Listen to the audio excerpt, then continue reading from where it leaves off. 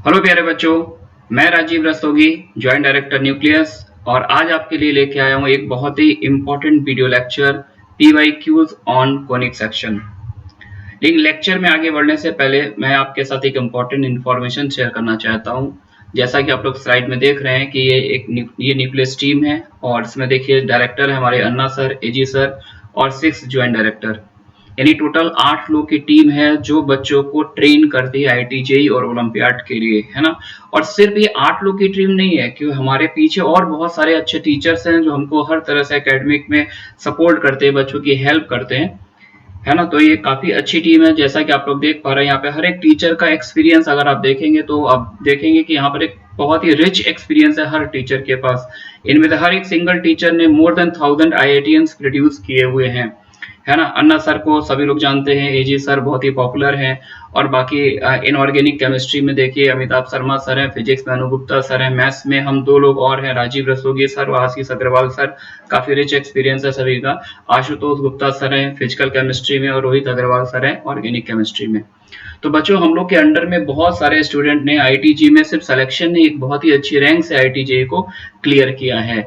तो आईआईटी में एक सिलेक्शन होना एक बहुत ही नॉर्मल सी बात है, लेकिन अच्छी रैंक के साथ आईआईटी क्रैक करना एक इम्पॉर्टेंट बात होती है। तो उसके लिए आपका हार्डवर्क चाहिए और ऐसा आपको मेंटर चाहिए जिसने इस तरह की रैंक प्रोड्यूस की है, जिसने बच्चों को इस डायरेक्शन में गाइड किया हो। तो आपके पास एक गोल्डन अपॉर्चुनिटी है हमारी टीम के साथ जुड़ने की। तो अभी हम लोग के जो है कुछ नर्चर के बैच और एंथ्यूज के बैच हमारे रनिंग है, स्टार्ट हो चुके हैं, और आने वाली 10th मई को हमारा लीडर कोर्स, जिसको हम कोटा में ड्रॉपर बैच भी बोलते हैं, वो स्टार्ट होने वाला है।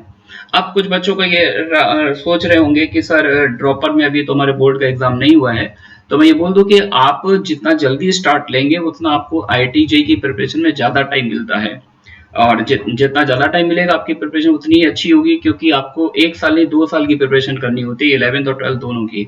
ठीक है बच्चों, तो मेरा सजेशन यही है कि आप जल्दी से जल्दी एनरोलमेंट कराएं और इस स्ट्रॉन्ग टीम से पढ़ने का आपको जो मौका मिल रहा है उसको अच्छी तरह से बनाएं और जेईई में अपनी रैंक सिक्योर करें। ठीक है बच्चों, तो चलिए अपन मूव करते हैं आगे, टॉपिक पर आ जाते हैं। तो देखिए आज हमारा डिस्कशन का टॉपिक है कोनिक सेक्शन। तो मैथ्स में अगर हम इस टॉपिक की बात करें तो ये बहुत ही रिलेटिवली आसान टॉपिक है। जैसे कैलकुलस है, आपका ट्रिग्नोमेट्री है, वेक्टर 3D है, तो उन सभी ब्रांचेस में से ये ब्रांच काफी ज्यादा आसान होती है। ये रिजल्ट ओरिएंटेड पार्ट होता है कि इसमें रिजल्ट्स अगर आपको याद हैं तो आप जेईई मेंस जेईई एडवांस तक के क्वेश्चन बड़ी आसानी से कर सकते हैं। तो बच्चों मैं सजेस्ट यही करूंगा कि इस टॉपिक को अपनी स्ट्रेंथ बनाएं और इसको बहुत अच्छे से कवर करें। तो चलिए पहली प्रॉब्लम देख लेते हैं। फर्स्ट प्रॉब्लम है equation of a common tangent to the parabola y square equals to 4x and the hyperbola is. दो कर्व गिवन है, एक पैराबोला है अपने पास और एक हाइपरबोला है। दो कर्व में कॉमन टेंजेंट निकालनी है। तो कॉमन टेंजेंट वाला बच्चों क्वेश्चन, बहुत सारे क्वेश्चन जो है आप देखेंगे जेईई मेंस के लगभग हर शिफ्ट में इस पर क्वेश्चन आता ही आता है। तो बहुत ही इंपॉर्टेंट प्रोफाइल है, इसको हमने कवर किया है। तो दो कर्व में अगर कॉमन टेंजेंट निकालनी हो तो उसका बेसिक आइडिया ये होता है कि हम नोन कर्व पर जनरल टेंजेंट लिखते हैं, और जो अननोन कर्व है जिसकी टेंजेंट डायरेक्टली हमको याद नहीं उस पर हम टेंजेंसी कंडीशन लगा देते हैं। तो y square equal to 4x की जनरल टेंजेंट, एनी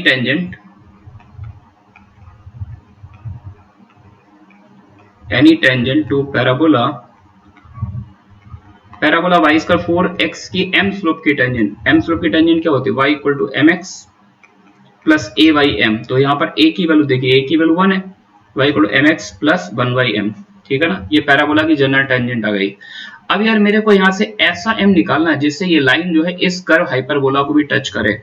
तो ऐसा करते हैं, पैराबोला को 1 डाल देते हैं, हाइपरबोला को 2 डाल देते हैं, और इस जनरल टेंजेंट को 3 डाल देते हैं।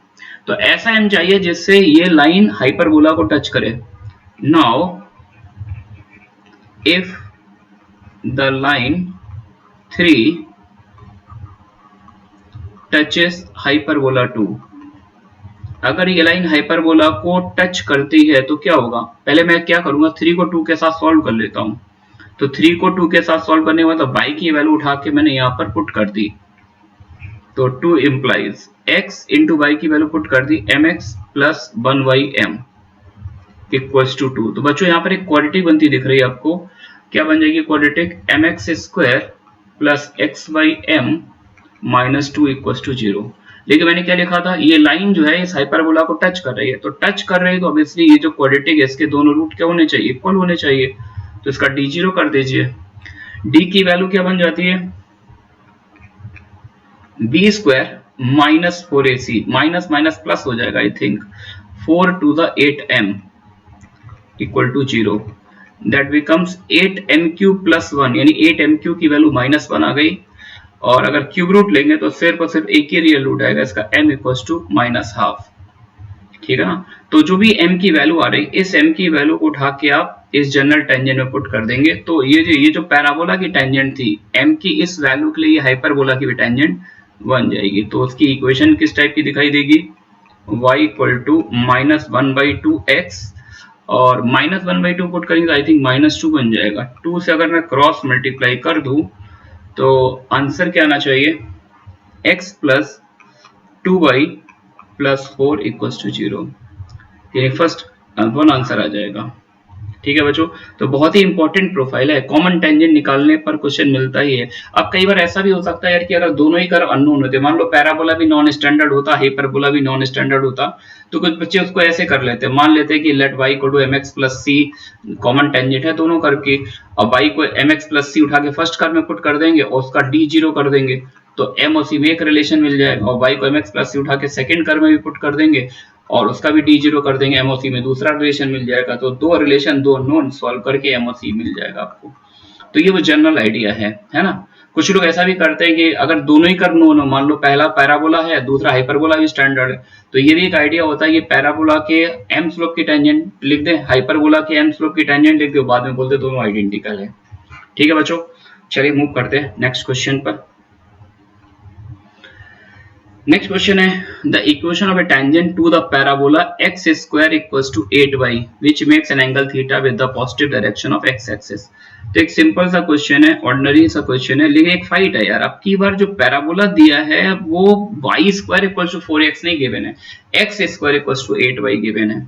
अच्छा, y square equals to 4x अगर पैराबोला हो तो इसकी टेंजेंट हमको पता है ना, लेकिन हमें अगर टेंजेंट इसकी लिखनी हो x square equal to 4y तो कैसे लिखेंगे। तो इसका एक मेथड होता है, एक डायरेक्टली ट्रांसफॉर्मेशन से भी आप लिख सकते हैं। तो इस पैराबोला की m स्लोप की टेंजेंट बताओ, तो इस पैराबोला की m स्लोप की टेंजेंट होती है y equal to mx plus ay/m। तो बच्चों यहाँ पर a की वैल्यू क्या है 1, तो इसकी टेंजेंट लिख ली। अब मैं कहता हूँ इस पहले पैराबोला की टेंजेंट मुझे पता है, m स्लोप की दूसरे पैराबोला की m स्लोप की टेंजेंट बताओ कैसे निकालूंगा। तो जनरली बच्चे ये ऑब्जर्व करते हैं सर x कोऑर्डिनेट y में चेंज हो रहा है, देखिए यहाँ पर, तो x और y के रोल को इंटरचेंज करते हैं। तो x और y के रोल को इंटरचेंज करने से टेंजेंट तो आ जाएगी, लेकिन ये ध्यान रखो उसका स्लोप m नहीं होगा, क्योंकि जैसे हमने यहाँ से x और y का इंटरचेंज किया तो स्लोप भी तो चेंज हो गया ना यार, वहां पर स्लोप m नहीं रहेगा, फिर उसका स्लोप क्या हो जाएगा 1/m। तो हमेशा याद रखो अगर फर्स्ट पैराबोला की टेंजेंट पता हो और दूसरे की टेंजेंट लिखनी हो तो यहाँ पे एक नहीं दो इंटरचेंज करेंगे, x को y से और m को 1/m से। तो इस पैराबोला की जो टेंजेंट क्या आ जाएगी, any tangent to the given parabola, any tangent to the given parabola. तो x और y को इंटरचेंज कर लो, यहां से देख लो यार, ये आ जाएगा x और m को 1/m, y और m को 1/m से करेंगे तो ये आ जाएगा, है ना। लेकिन ये ध्यान रखना यार, यहाँ पर 4 नहीं है 8 है, 8 है, तो अगर यहाँ पर मैं 8 लिखूंगा, है ना, तो यहाँ पर 1 के प्लेस पर क्या आ जाएगा 2 आ जाएगा बच्चों। अब 2 आएगा तो मेरा भी यहाँ पर 2 आ गया, ठीक है ना। अच्छा, अब देखिए आपको कैसी टेंजेंट चाहिए जो एक्सिस से थीटा एंगल बनाती है, इसका मतलब उस टेंजेंट का स्लोप कितना है, स्लोप के बारे में information, theta is a sloping angle, तो slope of tangent is actually what tan theta. तो m को tan थीटा पुट कर दीजिए, तो m को अगर tan थीटा पुट कर देंगे तो x equals to y cot theta plus 2 tan theta, ये आपका आंसर आ जाएगा 3। ठीक है बच्चों, तो ये ट्रिक टेंजेंट में भी काम आ जाती है, m स्लोप का पैराबोला का नॉर्मल लिखना वहां भी काम आती है। ये ट्रिक बच्चों याद रखना, x को y से इंटरचेंज और m को 1/m, ये बच्चे भूल जाते हैं क्योंकि स्लोप भी तो वेरी कर जाएगा ना यार। मूव करते हैं नेक्स्ट प्रॉब्लम पर। Let S and S dash be the foci of an ellipse and B be any one of the extremities of its minor axis. S और S dash जो है वो इलिप्स की फोकस है और B क्या है, माइनर एक्सिस की एक्सट्रीमिटी है. Triangle S dash BS right angle triangle है, B पर 90 डिग्री एंगल बन रहा है, ट्राइंगल का एरिया गिवन है and they are talking about the latus rectum of the ellipse. चलिए देखते हैं क्या करना है. तो यार इसमें एक इलिप्स गिवन है समथिंग लाइक दैट.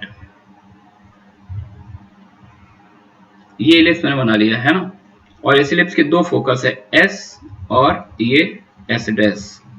और B क्या है, B any one of the extremities of is minor axis. B क्या, माइनर एक्सिस की एक्सट्रीमिटी, तो मैंने इसको B बोल दिया.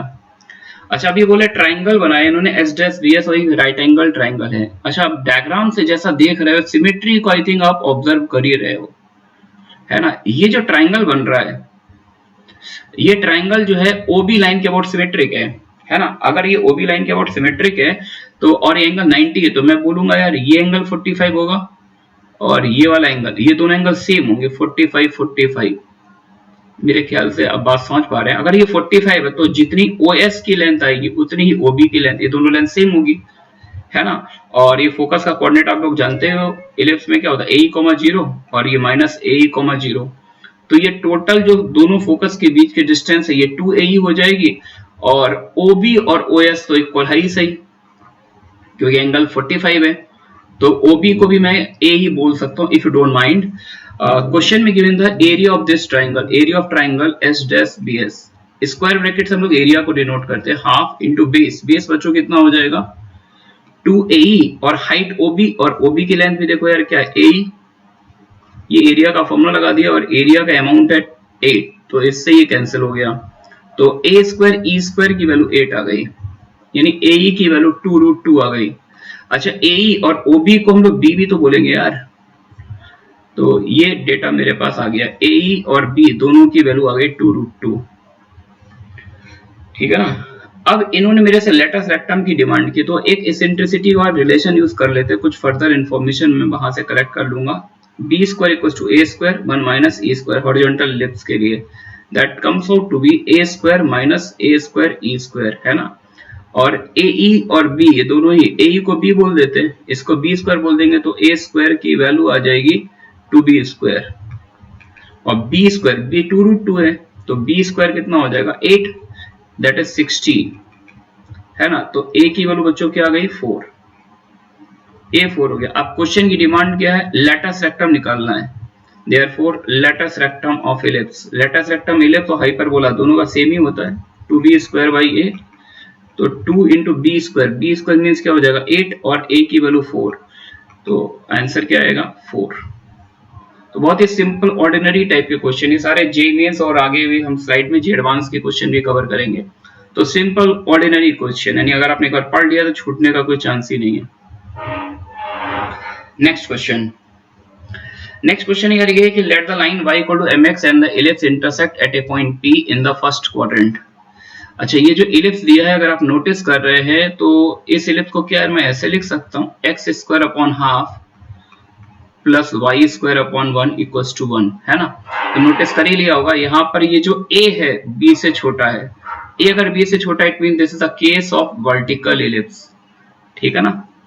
तो जैसा जैसा ये बोल रहे हैं वैसे डायग्राम बना लेते. एक वर्टिकल इलिप्स है और एक ये ऑरिजिन से जाने वाली लाइन है. ये लाइन जो है इलिप्स को पॉइंट P पर कट करती है where P lies in the first quadrant. तो चलिए थोड़ा सा फील लाने के लिए डायग्राम बना लेते हैं. ये कुछ इलिप्स ऐसा आ गया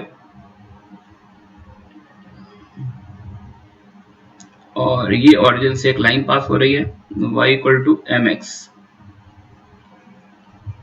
ठीक है ना. और ये P पर इलिप्स को कट करती है. ठीक है, नो इश्यू.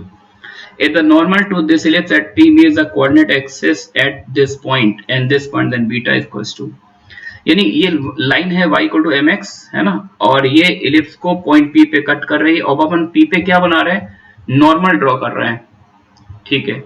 तो एक काम करते हैं यार, क्वेश्चन में स्टार्ट लेने के लिए मैंने पॉइंट P के कोऑर्डिनेट को कुछ लेट कर लिया. एक तो ये है कि हम लाइन को इलिप्स के साथ सॉल्व करके कोऑर्डिनेट को m के फॉर्म में निकाले. उससे बेटर है यार कि अपन कोऑर्डिनेट को सीधा x1/1 बोल देते हैं, क्योंकि यहाँ पर 0 दे ही रखा है, यहाँ भी 0 है, यहाँ भी 0, तो कैलकुलेशन थोड़ा सा आसान हो जाएगी। तो नॉर्मल सी पॉइंट मैंने लेट कर लिया x1/1, p का कोऑर्डिनेट मैंने लेट कर लिया x1/1। अब यार नॉर्मल की इक्वेशन लिखते हैं, equation of normal at p।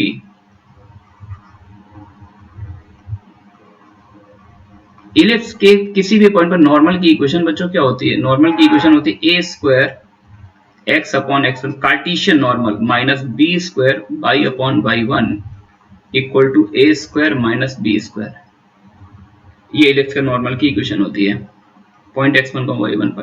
तो यहाँ पर a स्क्वायर की वैल्यू हाफ है, b स्क्वायर की वैल्यू 1 है, तो a स्क्वायर को हाफ पुट कर देंगे तो x upon 2x1, b square को 1 पुट करना है ना, तो y upon y1 equal to a square half minus 1 that comes out to be minus half. ये नॉर्मल की इक्वेशन आ गई है ना। अब यार ये नॉर्मल देखो एक पॉइंट इस पॉइंट से पास हो रहा है, तो इस नॉर्मल को आप -1/3√2, 0 से पास करा दीजिए, ठीक है ना। तो x को पुट कर दीजिए -1/3√2, तो 3 2 6√2 आ जाएगा, 2x1 इक्वल टू -1/2, माइनस से माइनस कैंसिल, 2 से ये कैंसिल हो जाएगा, तो x1 की वैल्यू आ जाएगी आपके पास। x1 कितना आ रहा है? 1/3√2।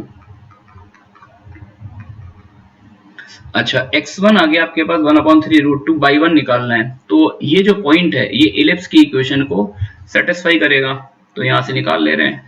Since 2x1 square plus y1 square equals to 1, तो 2 इंटू x1 स्क्वायर, तो x1 स्क्वायर कितना आ जाएगा?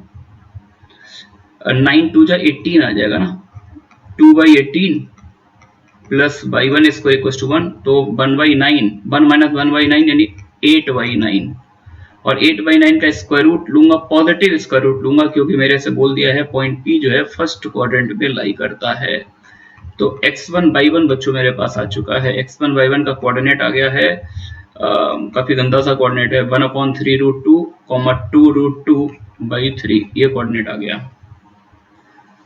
नॉर्मल सी पॉइंट निकाल लिया, लेकिन अब क्या काम करना है मेरे को? इसी नॉर्मल को 0, बीटा, ये जो सेकंड पॉइंट से पास हो रहा है, बीटा ही पूछा इन्होंने, तो इसको 0, बीटा से पास कराएंगे, तो आई थिंक x को 0 डाल दीजिए, तो x को 0 डालेंगे तो आई थिंक y कितना आ जाएगा यार, माइनस माइनस कैंसिल कर दिया जैसा कि मैं देख पा रहा हूँ, बीटा, y मतलब बीटा बन जाएगा, बीटा इक्वल्स टू y1/2 आ जाएगा, है ना। y1/2 मतलब √2/3, y1/2 मतलब y कोऑर्डिनेट, ये इसमें 2 का डिवाइड दे दोगे तो √2/3। आप देख रहे हैं कहीं पर भी कोई ज्यादा मैंने कुछ खास वर्क नहीं किया, सिंपल था, बस आपको ये नॉर्मल की इक्वेशन याद होनी चाहिए, बस आप करते चले जाइए, करते चले, कैलकुलेशन थोड़ा सा अलर्ट होके करना है, ठीक है बच्चों। तो यहाँ पर स्कोर करना बहुत आसान है, तो सभी स्टूडेंट को मैं सजेस्ट करूंगा जो JEE 2021 में अपीयर होने जा रहे हैं, कोनिक सेक्शन को अपनी स्ट्रेंथ बनाए, इसका वेटेज बहुत ज्यादा है, इसे कॉम्प्रिहेंशन में मिलते हैं, मोर देन 1 करेक्ट, आपके न्यूमेरिकल वेट के क्वेश्चन भी इससे बनते हैं, मेंस एडवांस दोनों में बहुत से क्वेश्चन आते हैं। चलिए एक और क्वेश्चन भी देखते हैं सिंगल करेक्ट में। Let a be and lambda be the positive real number. Suppose p is an end point of the lattice rectum of the parabola. ठीक है, and suppose the ellipse passes through the point P.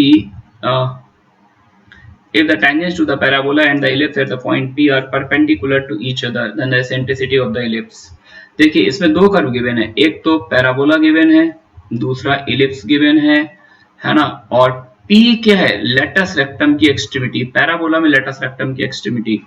तो यार parabola में latus rectum की extremity अपन क्या ले सकते हैं? लैम्डा, 2 लैम्डा ले सकते हैं, है ना। Suppose the ellipse passes through the point, और ये एक्सट्रीमिटी यानी इलिप्स भी इस पॉइंट से पास हो रहा है, और ये बोला है कि P पर इलिप्स की टेंजेंट और पैराबोला की टेंजेंट कैसी है? परपेंडिकुलर हैं। तो एक काम करते हैं, पॉइंट P पे इलिप्स और पैराबोला दोनों की टेंजेंट निकाल लेते हैं। इक्वेशन ऑफ टेंजेंट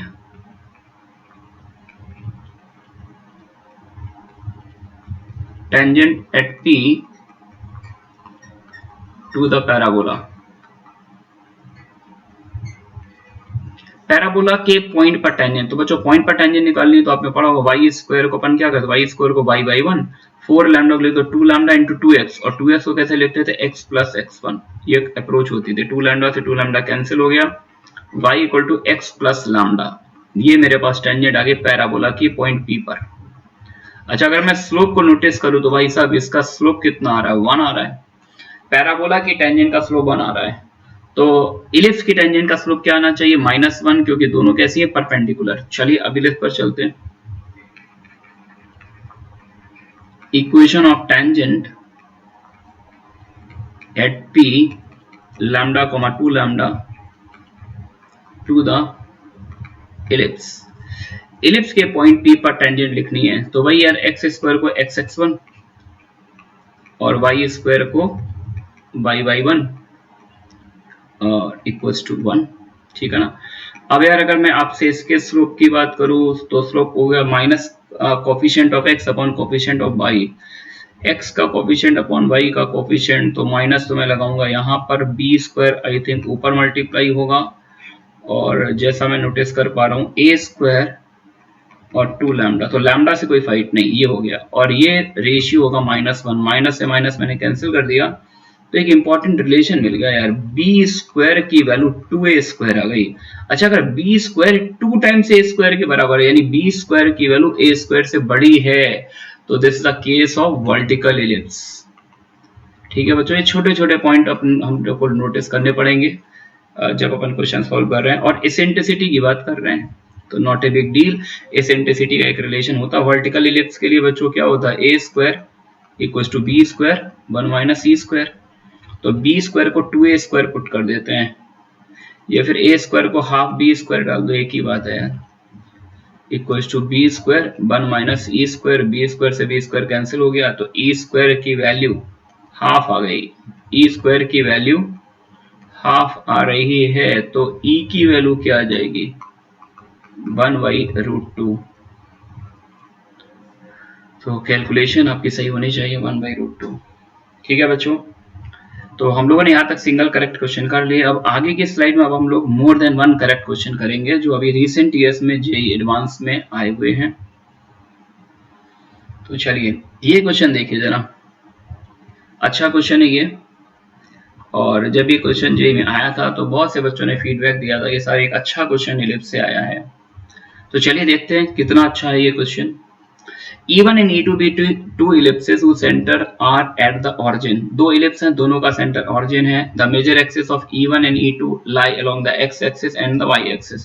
तो नोटिस करने की वाली बात यार यहाँ पर अभी ये है कि E1 जो है उसका मेजर एक्सिस x एक्सिस के अलॉन्ग है, यानी E1 हॉरिजॉन्टल इलिप्स है, और E2 का जो मेजर एक्सिस है, E2 का जो मेजर एक्सिस है वो कहां पर आ रहा है, y एक्सिस, यानी E2 वर्टिकल इलिप्स है। ठीक है, नो इश्यू। और एक सर्कल दे रखा है x square plus y minus 1 का होल स्क्वायर इक्वल्स टू 2। ठीक है, और एक लाइन है, एक सर्कल है, एक लाइन है। E1 E2 की इक्वेशन अभी तक नहीं दी है, सर्कल की इक्वेशन दी है, एक लाइन की इक्वेशन दी है, और बोला है ये लाइन जो है सर्कल को भी टच करता है, दोनों इलिप्स को भी टच करता है। पॉइंट्स दे रखे हैं और पॉइंट P से दोनों की डिस्टेंसेस दे रखी है, और क्वेश्चन बनाया है इन्होंने इलिप्स की एसेंट्रिसिटी पर। मतलब उनका कहने का ये मीनिंग है कि आप इस इंफॉर्मेशन से हॉरिजॉन्टल और वर्टिकल दोनों इलिप्स की एसेंट्रिसिटी निकाल सकते हैं या नहीं। दिया इन्होंने क्या है, सिर्फ दो चीजें दी है, सर्कल की इक्वेशन दे दी है और ये सर्कल की टेंजेंट दे रखी है। और ये सिर्फ सर्कल की टेंजेंट नहीं है, ये इलिप्स की भी टेंजेंट है। तो पहले तो एक थोड़ा सा डायग्राम बनाते हैं, थोड़ा सा फील आएगी डायग्राम से, है ना। एक हॉरिजॉन्टल इलिप्स है, एक वर्टिकल इलिप्स है।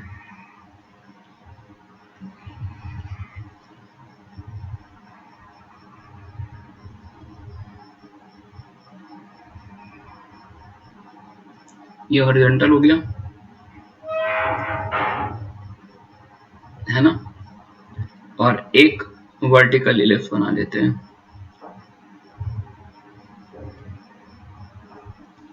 ये रहा, ठीक है बच्चों। अब यार ये जो सर्कल गिवन है इसका सेंटर अगर आप देखो तो सेंटर है 0,1 और रेडियस इसकी कितनी है, √2। तो 0,1 पर सेंटर्ड √2 रेडियस का सर्कल बनाते हैं। ठीक है ना, तो ऐसे कुछ भी बना लेते हैं यार, एक सर्कल, एक डिफरेंट कलर अगर यूज कर लें तो ज्यादा अच्छा रहेगा। इंक कलर मैं चाहूंगा रेड लिया जाए, रेड अच्छा लगेगा। तो एक सर्कल मैं बनाना चाहता हूं यहाँ पर, है ना, ऐसे बना लूं, या मतलब ये कर्व कुछ ऐसा है कि यार जिससे लगे भी हाँ कि तीनों कर्व पर एक कॉमन टेंजेंट मिल रही है, ये फीलिंग है, हम ये ऐसा कुछ चाहते हैं। ये आ गया, देखने में सर्कल जैसा लगना चाहिए, ये ऐसा कुछ आ गया, है ना। अच्छा, अब क्या है कि थोड़ा सा डायग्राम और सही किया जाए यार, काफी गंदा डायग्राम है। ओहो, चलिए बना लेते हैं, फिर से बनाते हैं, नो इशू।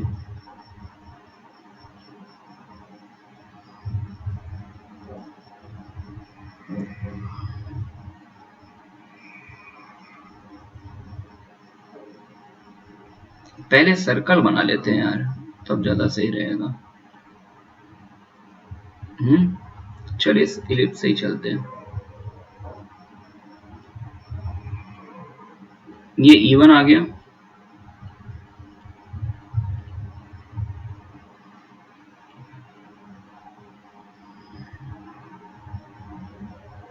ये E2 आ गया, ठीक है ना। और एक सर्कल बना लेते हैं,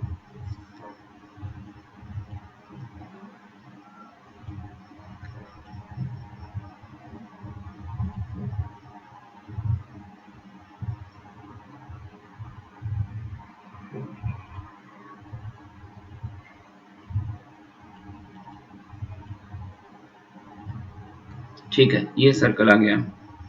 अब एक लाइन जो है वो तीनों कर्व को टच कर रही है, तीनों कर्व को। तो एक लाइन में कुछ ऐसी बना लेता हूं, ये समथिंग लाइक दैट, है ना, ऐसे पास हो रही है। तो ये लाइन जो है सर्कल को तो P पे टच कर रही है ना। हॉरिजॉन्टल इलिप्स को इन्होंने E1 कॉल किया है, वर्टिकल इलिप्स को इन्होंने E2 कॉल किया है, सर्कल को इन्होंने S कॉल किया है, ठीक है ना। अच्छा, लाइन की इक्वेशन दी, ध्यान से देखना अपने पास क्या क्या अवेलेबल है। लाइन की इक्वेशन अवेलेबल है, और ये जो सर्कल है इसकी इक्वेशन अपने पास। सर्कल की इक्वेशन क्या है, x square plus y minus 1 का होल स्क्वायर इक्वल्स टू 2, ये दे रखा है।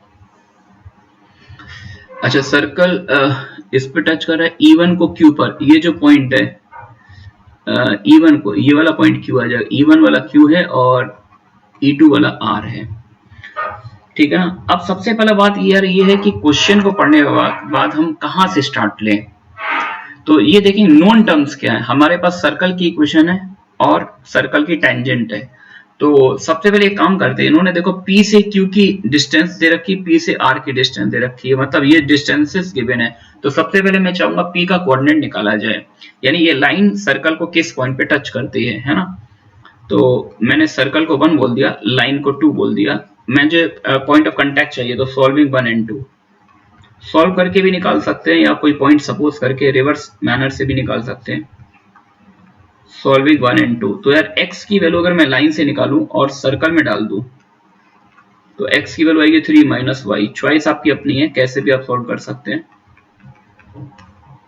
तो मैंने लाइन को सर्कल के साथ सॉल्व कर लिया, 9 plus y square minus 6y plus y square minus 2y plus 1 equals to 2। Y square means 2y square minus 6y minus 2y minus 8y। Constant term की मैं बात करूं, 9 प्लस 1 होता है 10, 10 माइनस 2 हो जाएगा प्लस का 8, है ना। और अगर मैं 2 से डिवाइड दे दूं तो एक बड़ी प्यारी सी पिक्चर बन गई यार, परफेक्ट स्क्वायर बन गया। और बनेगा ही क्योंकि लाइन सर्कल को टच कर रही, तो दोनों रूट इक्वल आने चाहिए, तो बड़ी प्यारी सी इक्वेशन आ गई y इक्वल्स टू 2।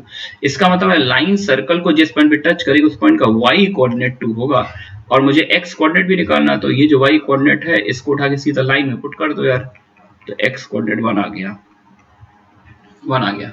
तो हमने ये देख लिया कि लाइन जो है सर्कल को 1,2 पे टच करती है। अब मेरी नेक्स्ट जॉब होगी कि अब मैं इन डिस्टेंस वाले रिलेशन को यूज करके किसी भी तरह से यार Q और R का कोऑर्डिनेट निकालूं। तो इसमें मैं हेल्प लूंगा parametric form of straight line. आपने पढ़ा होगा यार कि लाइन पर एक पॉइंट का कोऑर्डिनेट पता हो तो उसे r डिस्टेंस ऊपर या r डिस्टेंस नीचे पॉइंट का कोऑर्डिनेट निकालना हो तो x कोऑर्डिनेट में कुछ r cos थीटा ऐड करते थे, y कोऑर्डिनेट में r sin थीटा। जहाँ थीटा क्या होता था, लाइन का स्लोप। तो जैसे ये जो लाइन दिख रही है लाइन नंबर 2 x + y = 3, इसका स्लोप क्या है -1। स्लोप -1 होने का मतलब थीटा कितना आ जाएगा, थीटा आ जाएगा इसका स्लोपिंग एंगल जो है 135 डिग्री, ठीक है ना। तो अगर मैं r के कोऑर्डिनेट की बात करूं तो r क्या p से ऊपर है, कितना ऊपर है 2√2/3। तो r का कोऑर्डिनेट कितना आएगा, x कोऑर्डिनेट में ऐड करेंगे 2√2/3 cos थीटा, है ना। और y कोऑर्डिनेट में कितना ऐड करेंगे 2√2/3 sin थीटा, ठीक है बच्चों। अच्छा थीटा है 135 डिग्री, cos थीटा हो जाएगा -1/√2, तो cos थीटा बन जाएगा -1/√2, तो -1/√2 डालोगे तो 1 - 2/3 और sin थीटा बन जाएगा 1/√2 2 + 2/3, 2 + 2/3 ये कुछ तो होता ही होगा यार, कितना होता है देख लो यार। तो r का कोऑर्डिनेट मेरे पास आ रहा है, नीचे लिख देता हूं फ्री स्पेस में, r का कोऑर्डिनेट आ गया 1/3, 8/3। अच्छा अब अगर q का कोऑर्डिनेट निकालना हो तो q का कोऑर्डिनेट क्या आएगा, q में बस वहां जहां पे r में प्लस साइन था वहां पे माइनस साइन हो जाएगा, यानी उल्टा आ जाएगा, है ना। 1 + 2/3, क्योंकि वहां पर हम लोग माइनस करेंगे ना, दोनों को माइनस करेंगे तो दोनों का साइन चेंज हो जाएगा। 1 + 2/3, 2 - 2/3, तो मेरे पास q का कोऑर्डिनेट कितना आ गया, 1 + 2/3 कितना होता है 5/3 और ये 4/3। यहां तक बच्चों पहुंच गए। अब मेरे पास p का कोऑर्डिनेट भी आ गया, q r का भी कोऑर्डिनेट आ गया, लेकिन क्वेश्चन किस पर है, क्वेश्चन यार इलिप्स पर है, इलिप्स की सेंट्रिसिटी मेरे को निकालनी है। तो चलिए नेक्स्ट स्लाइड में मूव करते हैं। तो मैंने लेट कर लिया, लेट जो हॉरिजॉन्टल इलिप्स है उसकी इक्वेशन है x² + y² + b² = 1, यानी यहाँ पर ऑब्वियस सी बात है a b से बड़ा होगा। एंड E2 जो वर्टिकल इलिप्स है उसकी इक्वेशन को मैंने लेट कर लिया x² c² + y² d² = 1। यहाँ पर ये वर्टिकल इलिप्स है तो ऑब्वियस सी बात है c d से छोटा है, ठीक है बच्चों। अब यार ए बी में इसेंट्रिसिटी निकालने के लिए मुझे ए और बी में रिलेशन डेवलप करना पड़ेगा, और वो मैं ऐसे कर लूंगा। देखो हॉरिजॉन्टल इलिप्स का ये जो पॉइंट Q है जिसका कोऑर्डिनेट है 5/3 4/3, है ना। तो एक काम कर लेंगे यार, पॉइंट Q पर जो टेंजेंट है E1 की, वो टेंजेंट की इक्वेशन देखो ये रही x + y = 3। तो एक काम करते हैं, इलिप्स के पॉइंट Q पर टेंजेंट की इक्वेशन लिखते हैं, है ना, और उसको इससे कंपेयर कर लेंगे 5/3 4/3 पर। Equation of tangent to E1 at Q 5/3 4/3, इस पॉइंट पे टेंजेंट लिखो यार, तो x² को xx1 और y² को yy1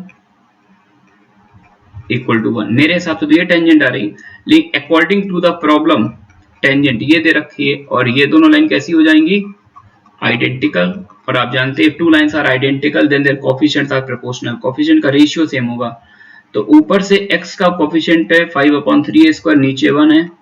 ऊपर से y का कोएफिशिएंट है 4/3b², नीचे से 1 है, और इक्वल टू कांस्टेंट का कंपैरिजन करेंगे तो 1/3, है ना बच्चों।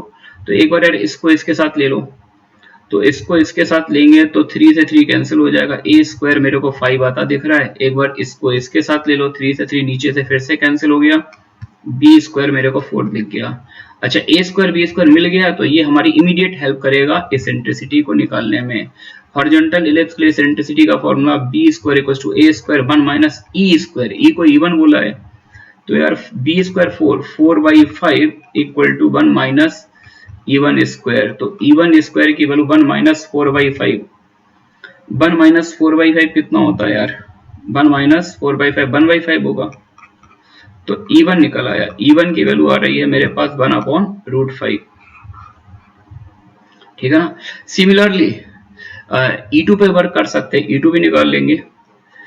E2 के किस पॉइंट पे, पॉइंट R पर, और R का कोऑर्डिनेट हमने निकाला था 1/3 कॉमा 8/3 है ना। तो 1/3 8/3 पे टेंजेंट की इक्वेशन लिख लेते हैं। Tangent at 1/3 comma 8/3। अब थोड़ा सा कैलकुलेटिव है, ऐसा नहीं है यार कि ये क्वेश्चन मतलब ऐसा है कि होगा नहीं, थोड़ा सोचना जरूर पड़ा। स्टार्टिंग इंपॉर्टेंट है, पहली लाइन हम क्या लिखते हैं, स्टार्ट कहाँ से लेते हैं। ये आ गई। अब यार हमारे हिसाब से तो ये टेंजेंट आ रही, but according to problem tangent मेरे को ये दे रखी है। फिर से मैं बोल दूंगा ये दोनों आइडेंटिकल हैं।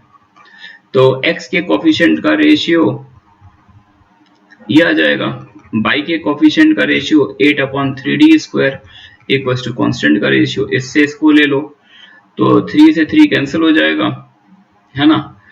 और ये कितना आ जाएगा, 3 से 3 कैंसिल, c² की वैल्यू तो मुझे 1 दिखती है यार, इसको इसके साथ लोगे फिर से 3 से 3 कैंसिल हो जाएगा और d² मेरे को 8 दिखता है। और ये इलिप्स कैसा है, वर्टिकल है।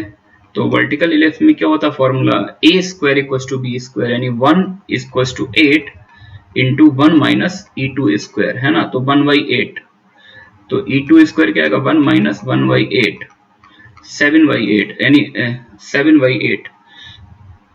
तो e2² 7/8 आ गया, e1² 1/5 आ गया। अब यार आपको ऑप्शन चेक करने होंगे, e1² प्लस e2², e1² है 1/5 और e2² जस्ट अभी हमने निकाला था, कितना आया था 7/8। तो इनको बस ऐड कर लीजिए, 40 एलसीएम आ गया, 5 8 जा और 8 5 जा, 5 7 जा कितना होता है, 5 7 जा 35, 35 प्लस 8 43। तो यार ये तो मिल गया आंसर, है ना। अब e1 इंटू e2 निकाल लेना, e1 1/√5 है, e1 कितना है 1/√5 और e2 कितना है √7/8 था 2√2, तो √7/2√10 ये दोनों आ जाएंगे। बाकी के अगर e1² minus e2², e1 e2 ये तो हो ही नहीं सकता, D option, e1² minus e2²। तो 1/5 में से 7/8 सब्ट्रैक्ट कर देंगे तो माइनस आएगा, माइनस में कितना आ जाएगा 8 सब्ट्रैक्ट 33/40, नहीं ये तो मुझे नहीं दिख रहा है, ये नहीं है। तो आगरा एंड बॉम्बे ये दो आंसर आ जाएंगे। ठीक है बच्चों, चलिए मूव करते हैं नेक्स्ट प्रॉब्लम पर। The circle C1 with center at O intersect the parabola x² equals to 2y at the point P in the first quadrant। ठीक है, एक सर्कल है और एक पैराबोला है। सर्कल जो है पैराबोला को पॉइंट P पे इंटरसेक्ट करता है फर्स्ट क्वाड्रेंट में, okay no issue. Let the tangent to the circle C1 at P touches other two circles C2 and C3 at R2 and R3। ठीक है, suppose C2 and C3 have equal radii 2√3 and center Q2 and Q3 respectively, Q1 Q2 Q3 lies on y axis। ठीक है, तो ये भी थोड़ा सा मतलब अच्छा क्वेश्चन था, इसमें बच्चों ने ये रिपोर्ट किया था कि सर अच्छी प्रॉब्लम आई है। तो चलिए करते हैं। इसमें क्या होता है बच्चों की पार्ट जो है, हर पार्ट को आपको डीपली चेक करना पड़ता है, तो थोड़ा सा पेशेंस चाहिए होता है कि आपके क्वेश्चन सॉल्व करने की स्पीड भी अच्छी हो, जिससे आप विद इन टाइम सारे ऑप्शंस चेक कर पाए। तो चलिए गेम को स्टार्ट करते हैं। गेम में स्टार्टिंग कहाँ से लें, एक सर्कल गिवन है, एक पैराबोला गिवन है। तो पहले तो अपन चाहेंगे डायग्राम बनाया जाए, यहां पर बना लेते हैं यार डायग्राम।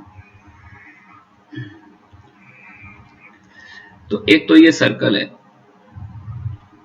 छोटा सा प्यारा सा circle, x² plus y² equals to 3, है ना।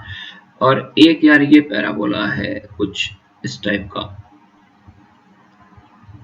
अपवर्ड पैराबोला, है ना। और ये इसको पॉइंट P पे कट कर रहा है, इसका कोऑर्डिनेट हम निकाल तो लेंगे सॉल्विंग से। अब इन्होंने बोला कि हमने क्या काम किया है कि ये जो पॉइंट ऑफ इंटरसेक्शन P है, हमने इस पर सर्कल पर टेंजेंट ड्रॉ किया है, पॉइंट P पे टेंजेंट ड्रॉ की है, ये लाइन पास हो रही है, ठीक है। अच्छा निकाल ही लेते हैं, निकाल ही लेते हैं। सर्कल को 1 बोला, पैराबोला को 2 बोल दिया, सॉल्विंग 1 एंड 2। मतलब मुझे पॉइंट का कोऑर्डिनेट निकालना है, तो कैसे निकालेंगे, दोनों कर्व पे एक साथ सॉल्व कर लेंगे। दो कर्व को एक साथ सॉल्व करके जो वैल्यूज आती है वो एक्चुअली क्या होता है, कॉमन पॉइंट होता है, इंटरसेक्शन पॉइंट हो सकता है, टचिंग पॉइंट भी हो सकता है। तो x² को 2y पुट कर दिया मैंने, 2y plus y² equals to 3, ठीक है ना। तो क्या आ जाएगा y² plus 2y minus 3 equals to 0, ये आ रहा है। X square plus y square equal to 3, x square को मैंने 2y पुट कर दिया है, तो फैक्टर मुझे दिखने चाहिए y प्लस 3, y प्लस 3 और y माइनस 1 इक्वल टू 0। तो जैसा कि डायग्राम में दिख रहा है y को -3 लेना अलाउड नहीं होगा, क्योंकि y को जैसे आप -3 लोगे और यहाँ पर पुट करोगे तो एक्स स्क्वायर निगेटिव आ जाएगा, ये तो रिजेक्ट हो गया यार। तो y की सिर्फ एक ही वैल्यू लेंगे, y इक्वल टू 1, और y 1 लेंगे तो y को 1 यहाँ पुट कर दोगे तो x आ जाएगा √2। तो ये कोऑर्डिनेट मेरे पास आ गया √2, 1। एक काम कर लिया। अब यार एक काम और करते हैं कि ये जो बोला है कि इस पर जो मैंने टेंजेंट ड्रॉ की है ये दो और सर्कल को टच करती है, C2 और C3। ये तो सर्कल C1 है, ये वाला सर्कल C1 है, और ये टेंजेंट लाइन दो सर्कल को टच करती है जिनकी रेडियस, दोनों की रेडियस सेम है 2√3 है, और उनके सेंटर्स जो हैं वो Q2 Q3 है, और सेंटर किस पे लाई करते हैं, y एक्सिस पर। तो चलिए क्वेश्चन में स्टार्ट लेने के लिए, दो सर्कल की तो नहीं, पहले तो मैं एक सर्कल बना लेता हूँ और फिर उनकी ओरिएंटेशन तो समझ आई जाएगी। और मेरे ख्याल से कुछ बच्चों को समझ में भी आ रहा होगा कि पूरा डायग्राम जो देखो आप y एक्सिस का सिमेट्रिक चल रहा है ना। तो जैसे एक ऊपर आ रहा है तो उसी के रेस्पेक्ट में एक नीचे भी आ जाएगा। अब नीचे कहां पर आएगा, कैसा होगा, उससे मुझे मतलब नहीं। मैंने गेम में स्टार्ट लेने के लिए इस पॉइंट के कोऑर्डिनेट थोड़ी देर के 0, सपोज कर लिया। अब एक काम करते हैं, लैम्डा निकालना है तो इक्वेशन लिखते हैं, equation of tangent at P।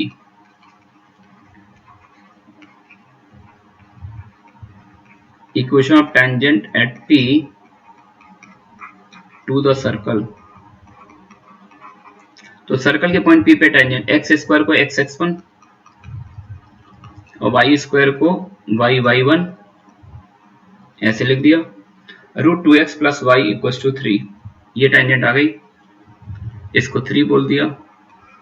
अगर लैम्डा निकालना है तो ये सर्कल इसको टच करता है, इस लाइन को अगर टच करता है तो सेंटर से परपेंडिकुलर की लेंथ इक्वल टू रेडियस हो जाएगी।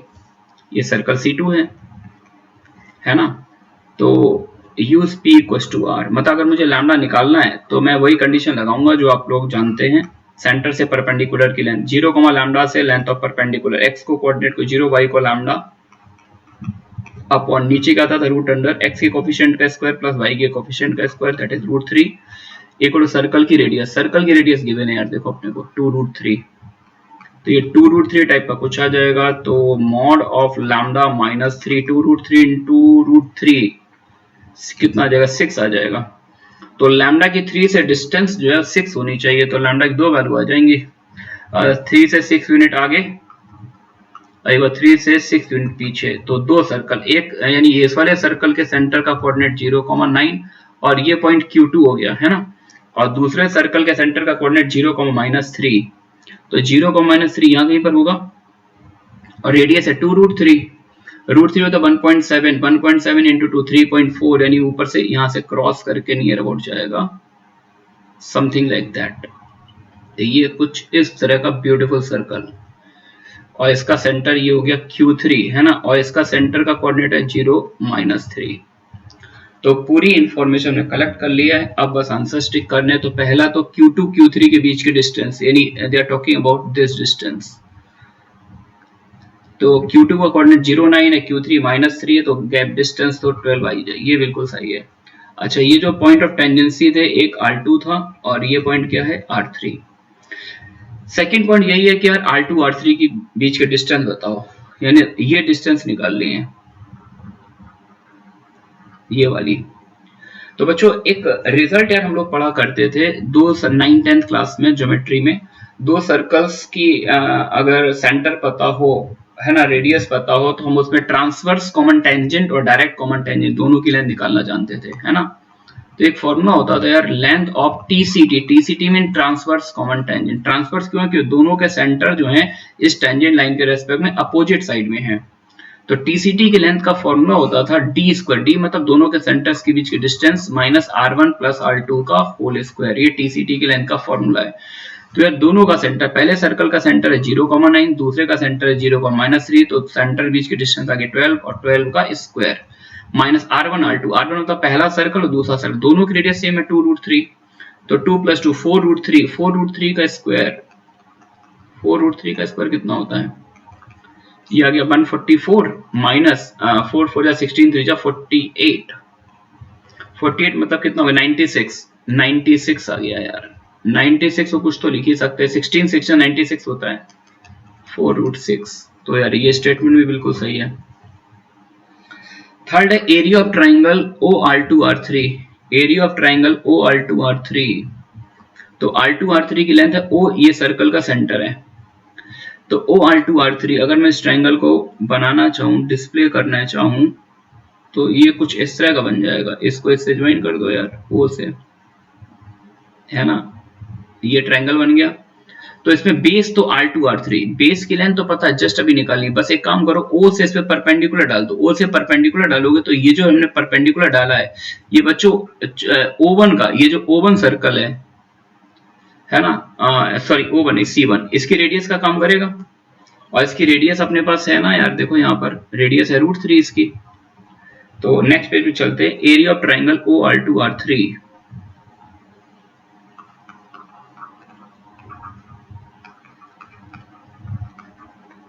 Half into R2R3 into height √3। R2R3 की गंदी सी वैल्यू आई थी 4√6 इंटू √3, तो ये कितना आ जाएगा यार? 2 इंटू √18। अब देख लो आंसर किस टाइप का दिया है इन्होंने। 6√2 दिया है, 6√2। 18 को लिख लो आप, 18 को 9 इंटू 2 लिखोगे तो 9 का बाहर आ जाएगा 3, ये आ गया। तो ये भी मैच कर रहा है। उसके बाद इन्होंने मेरे से पूछा PQ2Q3 का एरिया। तो PQ2Q3 का एरिया अगर निकालना है तो फिर से यार अपन इंक का कलर चेंज कर लेते हैं, या दिस वन। तो अब की बार Q2 Q3 को P से ज्वाइन कर दो, ये एक ट्राइंगल बन जाएगा, है ना। तो इसमें हाइट क्या हो जाएगी? P का x कोऑर्डिनेट, ये हाइट बन जाएगी √2।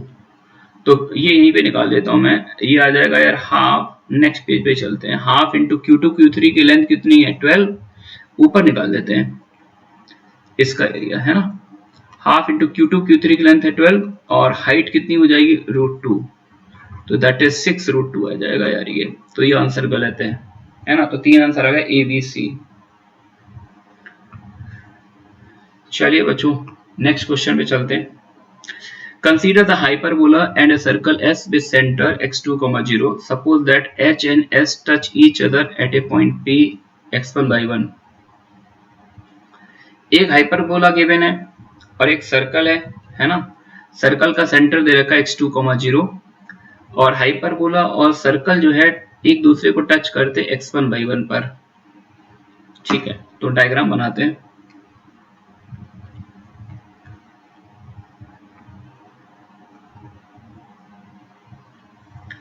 तो ये एक हाइपरबोला है,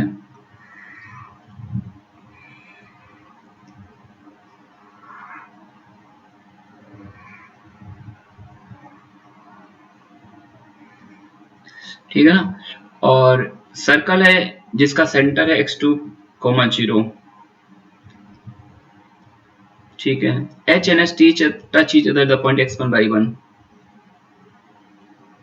ठीक है, तो सर्कल का सेंटर यहाँ कहीं होगा। अच्छा, हाइपरबोला x एक्सिस के अबाउट सिमेट्रिक है और सर्कल का सेंटर x एक्सिस पर, तो डायमीटर भी x एक्सिस पर होगा, तो ऑब्वियसली सर्कल भी x एक्सिस के अबाउट सिमेट्रिक होगा। तो फिर यार ये एक नहीं, फिर तो ये 2 पॉइंट पे टच करेगा। रेड सर्कल लेना चाहूंगा मैं, रेड सर्कल ये रहा। मतलब ये ऑब्जर्व करना कोई बहुत वो नहीं है कि आप नहीं ऑब्जर्व कर पाएंगे तो कुछ छूट जाएगा, आंसर तो तब भी आएगा, बस थोड़ा सा आपको फील आ जाए, समथिंग लाइक दैट। डिफिकल्ट होता सर्कल बनाना, ठीक है ना। तो ऐसा कुछ दे रखा है यार। इस पॉइंट का कांटेक्ट मतलब ये कहां पर टच कर रहा है इसको? P x1 by 1 पर। ये पॉइंट है P, कोऑर्डिनेट है x1 by 1 और ये जो सर्कल का सेंटर है N, इसका कोऑर्डिनेट है x2, 0। ठीक है ना। अब बोला यार कि the common tangent to the hyperbola and circle at P intersect x axis at point M। हमने P पर कॉमन टेंजेंट बनाई। कॉमन क्यों? क्योंकि P पे दोनों का टच कर रहे हैं, तो ये आपकी ये कॉमन टेंजेंट आ रही है। जरूरी नहीं है ओरिजिन से पास हो, कहीं से भी पास हो सकती है, ठीक है ना। ठीक, ओके। अब कहाँ पर टच कर रही है? M पर। तो इस पॉइंट यहाँ पर, इसको मैंने M बोला है। अब यार dl upon dx1 dm upon dx1 यानी एक तरह से lm निकालना है। और lm एक्चुअली क्या? lm is the centre of the triangle pmn triangle का सेंट्रॉइड है। तो सबसे पहले देखना P क्या है? P वो पॉइंट है जहाँ पे सर्कल और हाइपरबोला एक दूसरे को टच करते हैं, है ना। तो P पॉइंट पर अगर मैं हाइपरबोला का नॉर्मल ड्रॉ करूंगा तो भाई साहब ये नॉर्मल जो होगा ये सर्कल का भी नॉर्मल होगा, और अपने को पता सर्कल का नॉर्मल हमेशा सर्कल के सेंटर से पास होता है, ठीक है ना। तो अब अगर x1 और x2 में हमें रिलेशन निकालना है तो मैं ऐसे करूंगा, हाइपरबोला के पॉइंट P पे नॉर्मल लिखूंगा, है ना। Equation of normal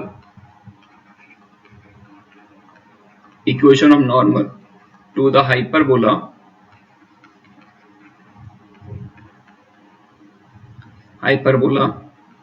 at point P। Hyperbola के पॉइंट P पे नॉर्मल लिखना है ना। हाइपरबोला का नॉर्मल क्या होता है? a square x upon x1। Hyperbola का नॉर्मल होता है a square x upon x1 plus b square. Ellipse का जो नॉर्मल होता है ना उसमें b स्क्वायर को माइनस b स्क्वायर से रिप्लेस कर दीजिए, ये हाइपरबोला का नॉर्मल आ गया। लेकिन हाइपरबोला कैसा है? रेक्टेंगुलर है, a स्क्वायर और b स्क्वायर दोनों 1 है, तो नॉर्मल की इक्वेशन क्या बनी? a स्क्वायर और b स्क्वायर दोनों 1 डाल दो, यानी x upon x1 plus y upon y1 equal to 1 plus 1 2 आ गया। और इस नॉर्मल को पास करा दो x2, 0 से, क्योंकि ये जो नॉर्मल है ये सर्कल का भी नॉर्मल है, और सर्कल का नॉर्मल है तो 100% कहां से पास होगा? सर्कल के सेंटर से। तो x2 बाई x1 की वैल्यू 2 आ गई, यानी कि इंपॉर्टेंट रिलेशन आ गया। x2 जिसको मैं x2 बोल रहा था उसका एक्चुअली वैल्यू कितना आ जाएगा? 2x1, यानी इस पॉइंट के कोऑर्डिनेट को मैं 2x1, 0 बोल सकता हूं, ठीक है ना। अब यार मेरे को m का कोऑर्डिनेट निकालना है, तो हम क्या करेंगे? हाइपरबोला के पॉइंट x1 y1 में टेंजेंट लिखते हैं। Equation of tangent to hyperbola at point P। Hyperbola के पॉइंट P पे टेंजेंट क्या आ जाएगी? x(x1) minus y(y1) equals to 1। और इसमें मेरे को m का कोऑर्डिनेट चाहिए, तो इस टेंजेंट में क्या किया जाए? y 0 डाल देते हैं, y को 0 डाल दिया तो x कोऑर्डिनेट मेरे पास आ जाएगा, x कोऑर्डिनेट आ गया 1/x1। इसका मतलब m का कोऑर्डिनेट आ गया 1/x1, 0। ये पॉइंट 1/x1, 0। और l, m क्या? इस ट्राइंगल का सेंट्रॉइड है l, m। तो बस सेंट्रॉइड का फॉर्मूला लगाना है यार, तो चलिए ऊपर ले लेते। तो l आ जाएगा सेंट्रॉइड यानी x1 प्लस 2x1, n का x कोऑर्डिनेट 2x1 है ना, 2x1 प्लस 1/x1/3। तो l आ जाएगा x1 प्लस 1/3x1। अच्छा, अगर l ऐसा है तो dl अपॉन dx1 कितना होगा? ये तो 1 आ जाएगा, माइनस 1/x1 का माइनस 1/x1 स्क्वायर। तो dl बाई dx1 तो यहां से मिल गया, है ना। क्लियर? अच्छा, ये तो ऑब्वियस सी बात है x1 1 से बड़ा है, क्योंकि x1 क्यों 1 से बड़ा होगा? क्योंकि इसका जो वर्टेक्स है वो 1, 0 होगा, और जैसे जैसे कर्व में ऊपर चढ़ेंगे तो वो वैल्यू 1 से बड़ी आएगी। ये कॉमन सेंस है, इसे कोई चेक नहीं करना आपको, ठीक है ना। अच्छा, अब बात करते हैं m की बात करते हैं। तो अगर हम इसका y कोऑर्डिनेट निकालें, y कोऑर्डिनेट, तो m मेरे पास कितना आएगा? y कोऑर्डिनेट ऐसे निकाल सकते हैं यार, x1 y1 हाइपरबोला पे लाई कर रहा है ना, तो सिंस x1 y1 हाइपरबोला पे लाई कर रहा है तो x1 square minus y1 square equals to 1। तो y1 की वैल्यू आ जाएगी I think root under x1 square minus 1, ठीक है ना। तो सेंटर ऑफ ग्रेविटी का जो सेंट्रॉइड है उसका y कोऑर्डिनेट वो कितना आएगा? देखो दो कोऑर्डिनेट तो 0, 0 है, केवल ये बचा 0 प्लस y1/3, तो 1/3, और y1 की वैल्यू क्या है? Root under x1 square minus 1, ये आ गया। तो dm अपॉन dy1 निकालना है। तो चलिए नेक्स्ट पेज पे लिख लेते हैं। m इक्वल टू आया था मेरे पास 1/3 root under x1 square minus 1। तो dm अपॉन dx1 पहले निकालते हैं। dm अपॉन dx1 कितना है 1/3। रूट एफ एक्स का डेरिवेटिव होता है 1/2 रूट एफ एक्स, है ना, और जिसका एफ एक्स कॉल किया यानी अंदर वाली पिक्चर का डिफरेंशिएशन, चेन रूल लगाएंगे 2x1, तो 2 से 2 कैंसिल। फाइनली आपके पास जो आंसर आएगा that is x1/3 root under x1 square minus 1। हाँ ये आ जाएगा बॉम्बे, ठीक है ना। और एक इन्होंने यार ये ऑप्शन भी बना रखा, m को y1 के रेस्पेक्ट में भी डिफरेंशिएट किया है, तो वो तो आई थिंक यहाँ से ही आ जाएगा। m की वैल्यू देखो यहाँ पर y1/3 है, तो dm अपॉन dy1 अगर मैं निकालू यहाँ पर dm अपॉन dy1 तो वो तो डायरेक्टली 1/3 आ जाएगा, ठीक है ना।